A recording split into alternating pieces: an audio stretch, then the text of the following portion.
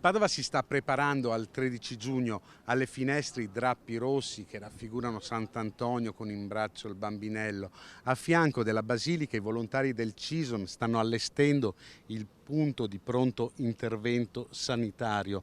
Molti i pellegrini che già in queste ore stanno affollando la basilica per portare un pensiero a Sant'Antonio, portare una candela, una richiesta, una grazia.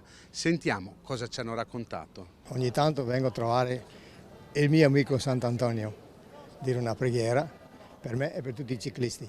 Abbiamo un gruppo di ciclisti in occasione di Sant'Antonio, poi accendiamo il lumino di Sant'Antonio, dico bene, il lumino di Sant'Antonio e lo portiamo verso Modena, Castelfranco, Emilia, Modena, fra Modena e Bologna, che abbiamo una cappelletta dove portiamo questo lumino acceso, è una nostra tradizione, un nostro modo di fare i pellegrini, di essere pellegrini.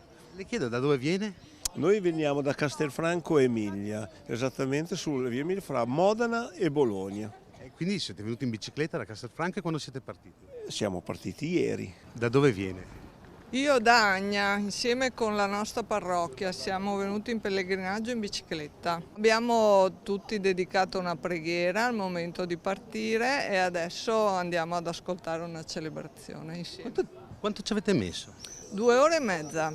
Sono venuta a salutare Antonio, come spesso accade, e un po' perché è una tradizione della mia famiglia, il nome di Antonio è presente nella nostra famiglia e nel mio, e quindi mi è sembrato giusto omaggiarlo anche nei giorni precedenti. Sempre vengo io qua per Sant'Antonio.